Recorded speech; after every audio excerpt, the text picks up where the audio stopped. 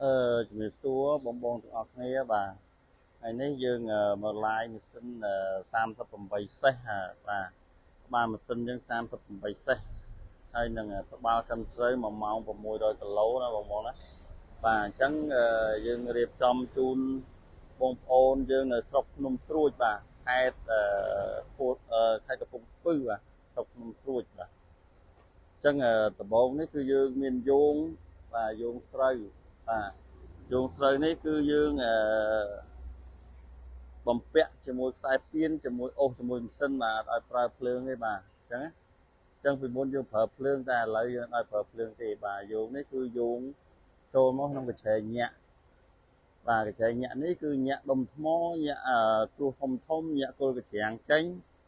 ហ្នឹងហើយយកស្រូវស្អាតបានធ្លាក់ចូលមកក្នុងត្បាល់នេះសម្រាប់ចេញកមកស្អាតបាទចេញកមកគឺកូននេះគឺមានកញ្ឆេងហែង3កណាត់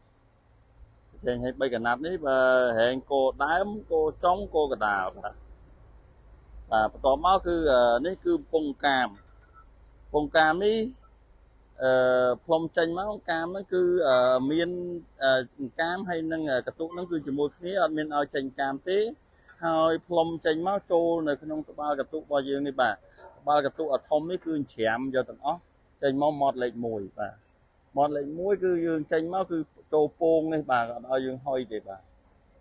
ចូលពងនេះគឺពងនេះគឺសម្រាប់ត្រង់កតុកយកអញ្ចឹង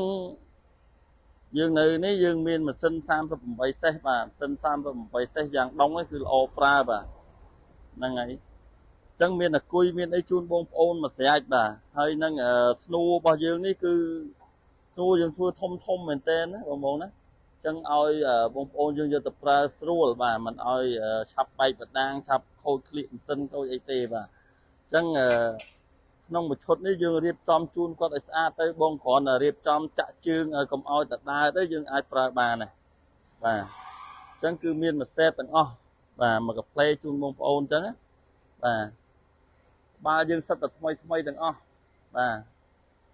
អញ្ចឹងបងចង់រៀបម៉ាស៊ីនស្រូវរៀបហ្នឹងហើយចង់តាក់ទងមកខាងយើងខ្ញុំបានណាបងប្អូនណា